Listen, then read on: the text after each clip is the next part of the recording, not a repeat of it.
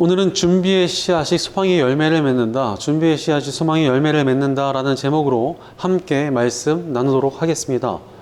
가능성이 상실될 때 사람의 의욕과 열정이 꺾여지곤 합니다.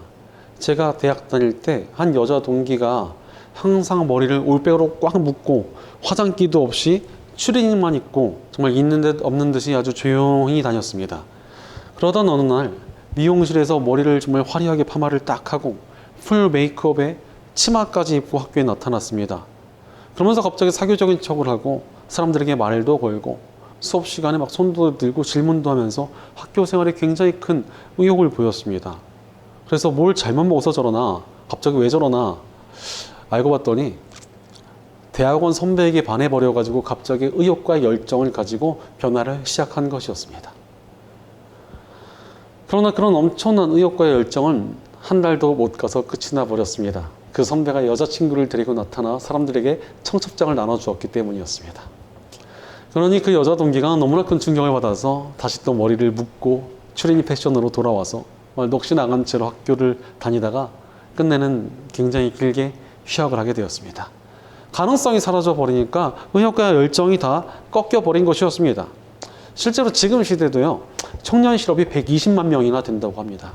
그 중에서 구직 활동이나 취업을 위한 준비조차 포기한 청년이 무려 50만 명이나 된다고 합니다. 열심히 해도 성공할 수 없고 잘 살기도 어려우며 내 집 마련도 할 수 없다라는 사회적 분위기가 강하다 보니까 정말 많은 사람들의 의욕과 열정이 꺾여 버린 것입니다. 이렇게 가능성이 상실되어 버리니까 사람들이 우울해하기도 하며 불안과 분노를 느끼기도 합니다. 그러다 보니까 정신건강의학과마다 사람들이 넘쳐나고 있고 좋지 않은 선택을 하는 사람들의 숫자도 치솟고 있으며 서로를 배려하는 분위기도 사라지고 있습니다. 게다가 가능성이 상실되었다고 느끼다 보니까 사람들이 좀 열심히 하는 대신에 좀 대충 살자, 이런 이야기를 굉장히 많이 합니다. 어차피 기회가 오지 않으니까 오늘을 즐겨야 되고 한 번뿐인 인생을 좀 제대로 즐기며 살아야 된다, 이렇게 생각하는 것입니다. 그러면서 성실함에 대한 가치가 정말 많이 무시당하고 있습니다. 오히려 열정과 의욕을 가진 사람들을 비웃는 사람들도 정말 많습니다. 심지어 크리스천들 가운데서도 성실함과 열정을 잃어가는 사람들이 굉장히 많이 보이고 있습니다.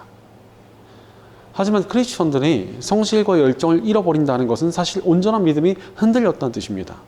현실의 벽이 아무리 높고 가능성이 보이지 않는다고 하더라도 믿음이 있다면, 반드시 가져야 할 가치가 있다면 그것은 바로 소망이기 때문에 그렇습니다. 성경은 모든 것이 다 사라진다고 하여도 믿음, 소망, 사랑, 이 세 가지는 남아있다고 말씀하셨습니다. 아무리 어렵고 괴로운 상황이어도 우리에게 여전히 소망이 있다는 것입니다. 하지만 이 소망을 놓쳐버리니까 가능성이 없다고 외치며 절망에 빠지는 것이고, 절망에 빠져버리니까 열정과 성실을 잃어버리며 끝내 믿음의 능력과도 점점 멀어지게 되는 것입니다. 하지만 우리에게 진짜 믿음이 있다면 내 안에 소망을 지켜야 합니다. 그렇다면 이 소망을 어떻게 지키고 간직하며 살아갈 수 있겠습니까? 사실 소망을 간직하고 있다는 증거가 있다면 그 소망을 위해 준비하는 삶을 살아야 합니다. 오히려 소망을 준비하며 살아가는 그 모습이 우리로 하여금 소망을 지킬 수 있게 한다는 것입니다. 그러므로 우리에게 온전한 믿음과 소망이 있다면 우리는 준비하는 삶을 살아야 합니다. 올해 우리가 With the Right Spirit, 바른 정신으로 함께 가기라는 주제로 요셉의 삶을 살펴보고 있지 않습니까? 요셉의 삶을 살펴보면은 가능성이 없어 보이는 현실 속에서도 성실함을 잃지 않았습니다. 노예가 되고 죄수가 되었어도 여전히 성실했습니다. 요셉이 이러한 성실함을 가지고 수 있었던 것은 그의 안에 하나님을 바라보는 소망이 있었기 때문이었습니다. 요셉에게는 하나님께서 어린 시절 보여주신 꿈이 있었고, 또한 자신이 하나님의 선택받은 백성이라는 그 소망이 있었기 때문에 그는 절대 자신의 삶을 방치할 수 없었습니다. 그러니 하나님께서 이루실 희망을 바라보며 성실히 준비된 삶을 살아왔던 것입니다. 이렇게 소망으로 준비하는 것이 우리가 가져야 될 바른 정신입니다. 사실 우리 기독교가 전통적으로 성실함을 굉장히 많이 강조했습니다. 이것이 괜히 나온 정신이 아닙니다. 하나님께서 주신 소망을 진짜 믿고 따르고 있으니까 이 소망의 열매를 얻기 위해 성실히 준비된 삶을 살아야 된다라는 것이 우리가 가진 성실함의 이유였습니다. 게다가 그렇게 성실한 모습으로 준비해야 쓰임받을 수 있고 하나님께서 주시는 소망의 열매를 누릴 수 있게 됩니다. 그러니 가능성이 없고 정말 막막한 시대를 살아가더라도 준비하는 삶을 살아야 합니다. 그래야 하나님께서 이 답답한 시대를 넘어 위대한 일을 행하실 때 우리가 소망의 열매를 함께 누릴 수 있게 될 것이기 때문입니다. 실제로 오늘 본문에 등장하는 믿음의 사람들도 준비된 성실함으로 소망의 열매를 얻었습니다. 먼저 28절을 보면 이스라엘이 유다를 자기보다 앞세워서 요셉에게로 보내어 야곱 일행이 고센으로 간다는 것을 알리게 하였다라고 말씀하십니다. 자, 이제 이집트로 가게 된 야곱은 넷째 유다를 이집트로 먼저 보내서 자신들이 가고 있음을 알리게 되었습니다. 원래 이렇게 중요한 역할은 누가 해야 됩니까? 보통 장남이 하는 것이 맞습니다. 장남이 가서 우리 가족들이 이렇게 오고 있으니 미리 좀 준비를 부탁드립니다. 이렇게 말하는 것이 장남이 해야 될 일입니다. 하지만 지금 이 중요한 역할을 감당하게 된 것은 바로 넷째 유다였습니다. 사실 이 시대의 장남은 압도적으로 많은 권리를 얻었고 다른 형제들의 부러움을 샀습니다. 하지만 뭐 한 넷째 정도 되면은 앞에 셋이나 있으니까 뭐 장남이 될 일은 거의 없다고 봐도 되지 않겠습니까? 그럼에도 유다는 형제들과 함께 살아오면서 모든 위기 상황 가운데 책임지는 인생을 살아왔고 부족한 점도 있었으나 하나님 앞에서 굉장히 성실히 준비된 삶을 살았습니다. 그런 과정 속에서 첫째 형은 아버지 첩과 잠자리를 가지는 폐륜을 저지르게 되었습니다. 또한 둘째와 셋째도 다른 민족과의 신의를 배신하고 그 사람들을 학살하는 악행을 저질렀습니다. 앞에 세 형이 인간으로서의 도리를 저버리게 되니까 유다에게 차례가 돌아오게 된 것입니다. 하나님의 백성이 이스라엘 민족의 장자 같은 역할을 이제 유다가 하게 되었습니다. 게다가 하나님께서는 유다의 후손들로 하여금 이스라엘 민족 중에서 가장 강력한 지파를 이루게 하셨고 또 유다의 후손들을 통해서 다윗 왕가를 이루게 하셨습니다. 게다가 유다 지파에서 예수님께서 태어나게 되셨으며 정말 이로 말할 수 없는 구원의 역사 가운데 쓰임받는 그런 지파가 되었습니다. 소망으로 준비하니까 하나님께서 엄청난 열매들을 주신 것입니다. 바로 하나님께서는 준비된 사람들에게 열매를 주십니다. 그러므로 우리도 준비된 삶을 살아야 합니다. 먹먹하고 가능성이 미미해 보여도 준비하는 삶을 살아야 합니다. 그래야 열매가 있습니다. 넷째로 태어나서 장자로서의 소망이 없어 보이던 유다가 성실한 삶으로 장자의 역할을 하게 된 것처럼 막막한 상황과 환경이더라도 성실히 준비할 때 우리가 소망의 열매를 얻게 될 것입니다. 제가 다니던 신학교의 교수님께서 해준 이야기가 있습니다. 그분이 젊은 시절부터 너무나 교수가 되고 싶었는데 집도 가난하고 또 유학 갈 돈도 없고 딱히 도움을 줄 만한 인맥이 없었기 때문에 너무나 절망스러우셨다는 것입니다. 하지만 교수가 되고 싶다는 열망이 너무도 커가지고 수업이 다 끝나고 나면 혼자 빈 강의실에 들어가서 하루 동안 배웠던 내용을 정말 교수가 된 것처럼 매일매일 칠판에 써가면서 강의를 하셨다고 합니다. 그렇게 복습을 하니까 어떻겠습니까? 성적이 너무 좋아져가지고 장학금을 받으며 학교를 다니게 되었습니다. 또 이런 열정을 좋게 봐준 교회가 갑자기 생겨가지고 후원을 받아서 유학을 다녀오고 진짜로 교수직을 맡게 되셨다는 것입니다. 바로 준비된 사람에게 기회가 열리고 열매가 있습니다. 그러니 우리는 준비하는 삶을 살아야 합니다. 사실 우리 크리스천들에게 준비해야 될 이유가 얼마나 많습니까? 이 믿음의 순수성을 지키고자 했던 청교도들은 서로 아직 최고의 날은 오지 않았습니다라는 인사를 전했다고 합니다. 하나님께서 주실 더 좋은 날들이 있을 것이니까 소망을 간직하자고 이런 인사를 했던 것입니다.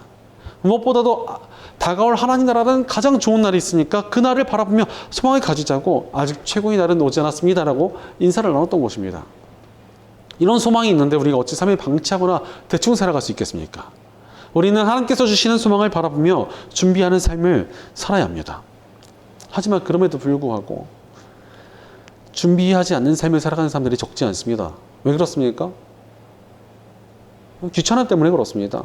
솔직한 마음을 들여다보면 가능성이 없고 현실이 막막하다고 말하는 것이 핑계일 때도 적지 않습니다. 주변에 사업을 하다가 정말 대차게 말아먹은 친구가 하나 있었습니다. 정말 완전히 폭삭 망한 채로 이 부모님의 집에 들어가더니 지금 뭐 하고 있느냐? 하루 종일 유튜브 보면서 게임만 하고 있습니다. 그 모습을 본 친구들이 아니 너 지금 나이도 있는데 정신 차리고 뭔가 좀 해야 되지 않냐? 지금 그럼 그렇게 좀 결혼도 해야 하고 좀 다시 다른 직장이라 좀 가보고 뭐 알바라도 좀 하는 게 낫지 않냐? 이렇게 말을 했습니다. 하지만 그 친구는 오히려 그런 친구들에게 화를 내면서 야 지금 경기가 어려운데 하긴 뭘 하냐? 안 된다. 지금 또 했다가 뭐 하면 망하는 때다. 이러면서 핑계만 댔습니다. 사실 부모님께서 연세가 있으시지만 자영업을 하시면서 돈을 버니까 이 친구가 그냥 빌붙어 있는 게 너무나 편해가지고 핑계를 대고 껍질 속에 들어가 버린 것이었습니다. 실제로 준비하고 성실하게 산다는 게 쉬운 일이 아닙니다. 나의 안락함과 편안함을 내려놓는 일이기도 하고 때로는 즐거움과 욕망도 포기해야 됩니다. 눈물 나게 애써야 될 때도 있고 지독할 정도로 땀을 흘려야 될 때도 있습니다. 그러나 소망을 품고 있다면 감당할 수 있는 것 아니겠습니까? 우리 크리스천들에게는 하나님께서 주시는 소망이 있습니다. 이 소망은 세상이 줄 수 있는 어떠한 소망보다 크고 귀한 소망이며 영원한 가치를 품은 끝없는 희망입니다. 그러니 이 소망을 진심으로 믿고 품었다면 우리는 준비하는 삶을 살아야 합니다. 나의 안락함과 편안함을 넘어 즐거움과 욕망을 내려놓으며 준비하는 삶을 살아야 합니다. 하나님께서 주실 더 큰 소망의 열매를 바라보며 준비하는 삶을 살아야 합니다. 오늘 본문 29절과 30절을 보니까 드디어 요셉과 아버지 야곱이 만나게 되었습니다. 너무도 오랜 시절을 지나 만난 두 부자는 서로 껴안고 한참을 울다가 다시 또 껴안고 감격스러운 죄를 나눕니다. 야곱은 나는 이제 죽어도 여한이 없다. 내가 너의 얼굴을 보다니 내가 여태까지 살아있구나 하면서 감격을 쏟아냅니다. 몇십 년간이나 보지 못했던 아버지와 아들이 만났으니 얼마나 감격스럽고 좋았겠습니까? 그런데 이제 대가족이 이집트로 이주해 와서 살아야 되는데 감격만 하고 있으면 어떻게 됩니까? 가족들이 제대로 함께 할 수 있도록 준비가 필요한 것 아니겠습니까? 바로 소망이 제대로 열매를 맺으려면은 준비하는 삶을 살아야 합니다. 실제로 요셉은 아버지와 가족들과의 재회의 감격을 넘어서 그들을 맞이할 준비를 굉장히 치밀하게 준비해 두었습니다. 소망이 있으니까 더욱 열심히 준비한 것입니다. 아무리 멋진 소망이 있어도 그것을 준비할 때 이루어질 수 있고 열매를 맺을 수 있는 것입니다. 사실 하나님께서 보시기에 좀 준비가 돼 있어야 길을 열어주시고 인도해 주시는 것 아니겠습니까? 예를 들어서 유치원생 아기가 자동차를 몰고 다니고 싶다고 아무리 쫄라도 어떤 제정신 박힌 부모님이 그것을 허락해 주겠습니까? 나이가 들어서 면허도 따고 운전 연습도 좀 받고 준비를 마친 뒤에야 운전을 허락해 주는 것이 당연한 일입니다. 하나님께서 우리를 보실 때도 마찬가지입니다. 가끔 어리석은 사람들을 보면요, 뭔가 기도하고 구하면서도 준비를 하나도 안 해둡니다. 그러면 그 소망은 대부분 공허한 외침이 될 때가 많습니다. 제가 대학 다닐 때 선교 붐이 불었습니다. 신학생들마다 선교사가 되겠다고 다들 각오를 가지고 꿈을 품고 기도했습니다. 하지만 세월이 지나서 저희 학번에 선교사가 제대로 된 친구 딱 한 명밖에 없습니다. 그 친구는 진짜 선교의 꿈을 품고 소망을 가지고 제대로 준비했기 때문이었습니다. 자신이 가고자 했던 나라의 언어와 문화를 공부하고 가서 먹고 살 기술까지 다 배워두었습니다. 그러니 놀랍게도 그 나라에 가서 일하려고 준비하고 있던 배우자를 만나게 되고 또 후원자를 만나게 되며 선교를 갈 수 있는 길이 열려진 것입니다. 지금도 그 나라에서 아주 아름답게 사역을 하고 있다는 소식을 듣고 있습니다. 나머지 입으로만 선교가 어쩌고 저쩌고 했던 친구들은 선교는커녕 사역자의 길마다 중도 탈락하고 떠난 사람들이 속출했습니다. 바로 우리에게 소망이 있다면 우리는 정말로 준비된 삶을 살아야 합니다. 특히 복음은 우리가 준비하는 삶을 반드시 살아야만 한다는 것을 가르쳐 주십니다. 사실 인류는 죄로 인해 타락하며 소망을 잃어버렸습니다. 우리를 사랑하시며 돌보시는 하나님과도 멀어졌고 죄로 인한 죽음과 심판이 주어지게 되었으니 진정한 소망을 가질 수 없게 되었던 것입니다. 하지만 하나님께서 우리를 사랑하셔서 우리를 구하기 위해 이 땅에 오셨습니다. 이 땅에 오셔서 우리의 죄를 대신하여 십자가에 달리셨고 구원의 길을 열어주셨습니다. 죄로 인해 지어졌던 우리의 소망이 십자가의 사랑으로 인해 다시 빛나게 되었습니다. 예수 그리스도의 십자가를 우리가 믿음으로 받아들일 때 다시 하나님의 자녀가 되니 우리를 돌보시는 아버지 하나님으로 말미암은 소망을 가질 수 있게 되었기 때문입니다. 무엇보다도 하나님께서는 우리에게 영원한 하나님 나라의 소망을 품게 하셨습니다. 그러니 넘치는 소망들로 인하여 우리는 그냥 살아갈 수 없는 존재가 되었습니다. 복음을 통해 구원받은 우리들은 하나님께서 주시는 소망을 받을 그릇이 되기 위해 준비하는 그런 삶을 살아야 합니다. 이런 준비가 얼마나 중요한지 모릅니다. 이 땅에 오신 예수님께서는 제자들을 3년 반이나 데리고 다니시면서 훈련시키셨습니다. 철저히 준비하는 시간을 가지셨던 것입니다. 실제로 3년 반 동안 철저히 훈련받고 준비된 제자들은 능력 있게 쓰임받으며 세상을 변화시키는 하나님의 일에 쓰임받게 되었습니다. 마찬가지로 성경 인물들 중에서 준비하는 기간을 가지지 않은 사람들이 없습니다. 특히 하나님의 사람들을 훈련받던 곳 중에 하나가 광야였습니다. 이집트를 탈출한 이스라엘 백성들도, 이스라엘 백성을 구했던 모세도, 하나님을 기쁘시게 되었던 다윗 왕도 모두 다 광야에서 훈련의 시간을 겪었습니다. 아주 척박한 곳에서 떠돌면서 그곳에서 하나님과 만나고 하나님에서 준비된 그런 심령을 갖게 되었습니다. 그래서 신학자들은 이 광야를 광야 학교라 부르기도 합니다. 하나님께서 하나님의 일을 위해 훈련시키시고 준비시키시던 곳이 바로 광야였기 때문이었습니다. 그러니 때로는 우리 삶이 막막하고 잘 풀리지 않으며 답답한 시간이 계속되는 광야와 같다면 지금 우리는 사실 광야 학교에 와 있는 것일 수 있습니다. 그때 우리가 무엇을 해야 되겠습니까? 철저히 준비하는 삶을 살아야 합니다. 준비되어야 하는 이 시간에 철저히 준비되어야만 우리가 아름답게 쓰임받고 복된 삶을 살아갈 수 있기 때문입니다. 내게 주어진 시간 속에서 좌절하지 말고 하나님 안에서 준비하는 삶을 살아야 합니다. 그래야 하나님께서 주신 가장 좋은 때에 아름답게 쓰임받으며 하나님께서 열어주시는 복된 것들을 능히 감당할 수 있게 될 것입니다. 그렇다면 우리가 구체적으로 어떻게 준비하는 삶을 살아야 하겠습니까? 첫째로 질서 있게 준비하는 삶을 살아야 합니다. 생각보다 많은 사람들이 준비하는 삶을 살아야지 라고 결단을 하지만 실패합니다. 왜 그렇습니까? 대부분 질서가 없기 때문에 그렇습니다. 그냥 아무거나 닥치는 대로 준비하려고 하면 우리가 준비하지 못할 때가 굉장히 많습니다. 하지만 오늘 본문의 요셉은 질서 있게 준비하는 모습을 보여주고 있습니다. 오늘 본문 31절을 보니까 요셉은 감격스러운 죄를 한 뒤에 다시 만난 자신의 식구들에게 제가 이제 돌아가서 바로께 이렇게 말씀드리겠습니다. 가나안 땅에 살던 저희 형제들과 아버지의 집안이 저를 만나려고 왔습니다. 이렇게 전하겠다라고 말을 합니다. 이 모든 상황들을 나라의 지배자인 파라오에게 보고하겠다는 것이었습니다. 감격스러운 죄도 중요하지만 먼저 이 모든 상황들을 상급자인 파라오에게 보고해야 된다면서 교통 정리를 하고 질서를 세운 것입니다. 사실 어떤 조직에서 일을 할 때 뭐가 중요합니까? 이 보고체계를 잘 지키는 것이 중요합니다. 그냥 아무렇게나 일하는 것이 아니라 책임자에게 확실히 이야기를 하고 그 지시에 따라서 일을 하는 것이 필요합니다. 그냥 내 멋대로 그냥 내 생각이 옳으니까 그냥 뭐 대충 진행하다 보면은 나중에 문제가 생길 때가 굉장히 많지 않습니까? 바로 질서를 잘 지켜야지만 조직 생활도 잘 해낼 수 있는 것입니다. 사실 우리가 무엇을 하든지 제대로 질서를 가져가는 게 필요합니다. 준비를 하더라도 질서 있게 해야 됩니다. 그럼 이런 질서를 우리가 어떻게 세울 수 있습니까?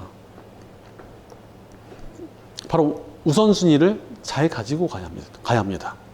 가장 중요한 것부터 준비해야 나머지도 잘 준비할 수 있는 것 아니겠습니까? 그렇다면 우리 크리스천들에게 절대적 우선순위가 무엇입니까? 예수님께서는 우리에게 먼저 하나님의 나라와 의를 구하라라고 말씀하셨습니다. 그러면은 모든 것들을 다 더해 주시겠다고 말씀하셨습니다.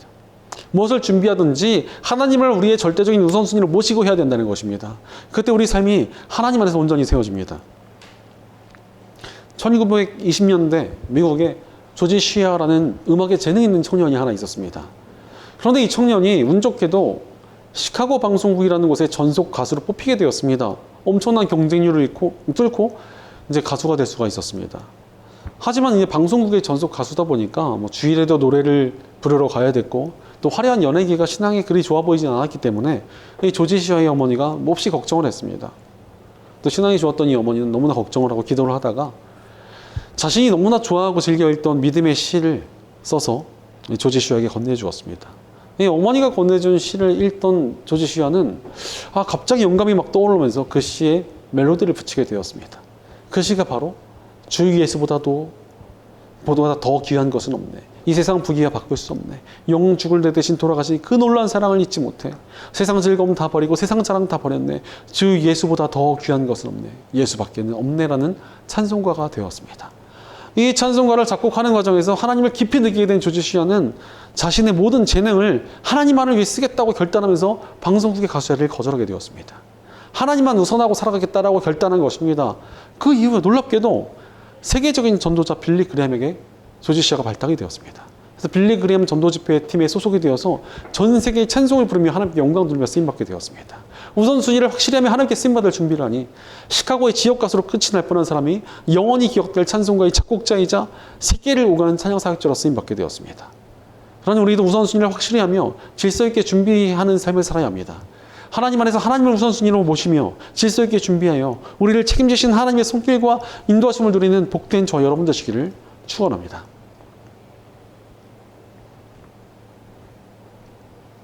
둘째로 상황에 맞게 준비하는 삶을 살아야 합니다. 우리가 우선순위를 정했다면 그것을 좀 더 구체적으로 어떻게 준비해야 됩니까? 지금 나의 상황에 맞게 준비해야 됩니다.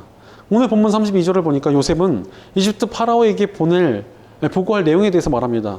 그들은 본래부터 목자이고 집진생을 기르는 사람들인데 그들이 가지고 있는 양과 소와 모든 재산을 챙겨서 이리로 왔습니다.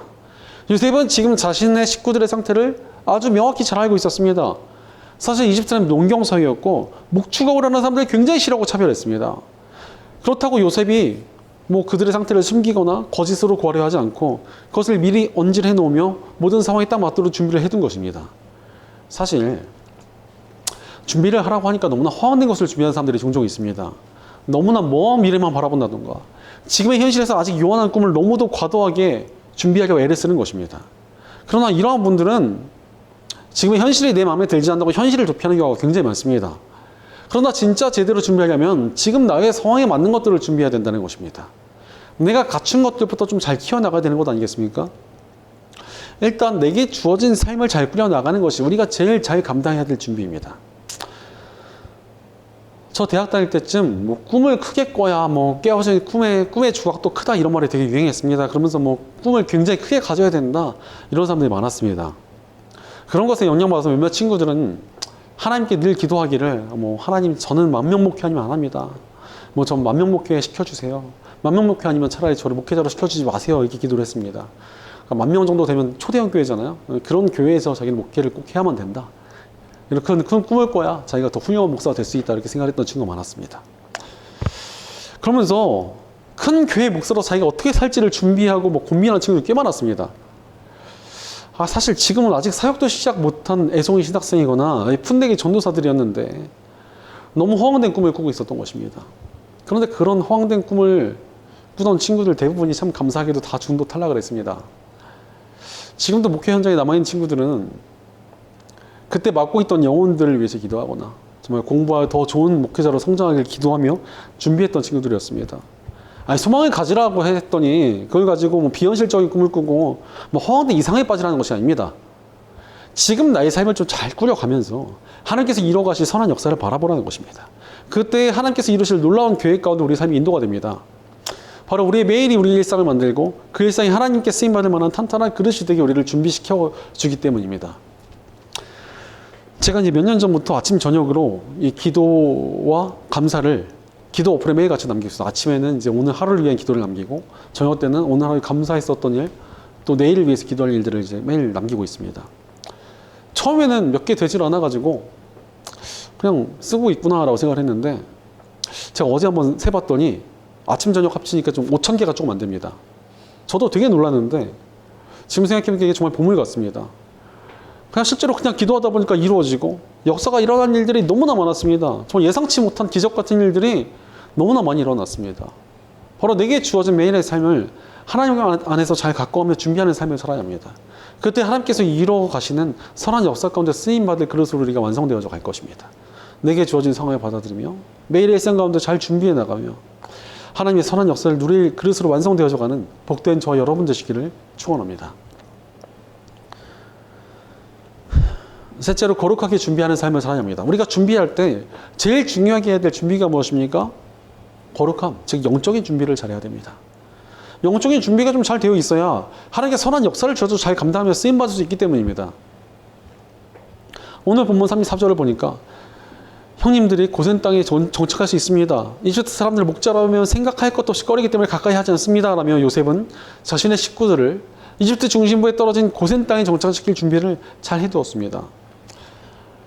사실 자신의 식구들은 하나님께 택함받은 백성들인데 이집트 중심부에 어울려 살다가는 이집트의 우상과 문화에 완전히 물들어 버릴 수 있기 때문에 일부러 좀 떨어진 고센 땅을 택한 것이었습니다. 요셉은 이집트에서 자신의 식구들의 영성을 지키기 위해 분리하기 위한 준비를 해둔 것입니다. 그리고 이 계획은 훗날 기가 막히게 맞아떨어집니다. 이집트와 섞이지 않던 이스라엘 백성들은 노예 취급을 당하면서 괴로운 시간을 보내기도 했지만 오히려 자신들의 신앙과 영성을 지킬 수 있었습니다. 그 덕에 하나님께서 10가지 재앙을 일으키셨을 때도 이스라엘 백성들이 살던 지역은 보호받았고 이집트를 탈출할 때 이집트 사람들의 재물을 얻기도 하셨습니다. 거룩하게 사니까 그게 처음엔 손해보는 것처럼 보이기도 했으나 궁극적으로 하나님의 역사 가운데 쓰임받으며 하나님의 보호와 복을 누리는 길이 된 것입니다. 우리도 마찬가지입니다. 세상에 휩쓸리지 말고 매일 스스로를 거룩하게 지키는 준비를 갖춰야 됩니다. 기도와 말씀과 예배와 선교와 우리 삶을 거룩하게 하고 하나님의 때에 쓰임받을 힘을 얻게 만든다는 것입니다. 이것은 마치 씨앗을 모아두는 것과 같습니다. 지금은 그냥 모아두는 것이 무슨 의미가 있나 싶지만 이것이 나중에 정말 큰 힘을 발휘할 때가 옵니다. 인류의 보물창고라고 불리는 스바이바르 국제종자저장고라는 곳이 있습니다. 여기가 뭐 하는 데냐면은 전 세계에 있는 식물의 종자들을 다 모아놓은 은행과도 같은 곳이라는 것입니다. 기후위기나 핵전쟁 또는 예상치 못한 천지지변에서 식물들이 멸종되지 않도록 이 종자들을 다 모아뒀다는 것입니다. 이것이 훗날 혹시나 식량 위기가 왔을 때 인류를 구할 수 있는 강력한 힘이 될 것이라는 기대를 받고 있습니다. 그래서 여기에 식량이 될 씨앗을 모아두고 지키는 것은 모든 인류가 엄숙하게 기억해야 될 사명이며 이곳에서의 또 군사 행동은 절대로 금지되어 있다고 합니다. 인류를 위해서 지켜야 될 것이기 때문입니다. 마찬가지로 우리에게 있어서 하나님 앞에 거룩히 서는 영성의 시간, 이렇게 씨앗을 모아두는 일이라 할 수 있습니다. 지금 눈 앞만 볼 때는 먹고 살기가 급급한데 언제 영성을 키우고 있냐, 이런 것이 무슨 필요가 있냐, 이렇게 생각할 수도 있습니다.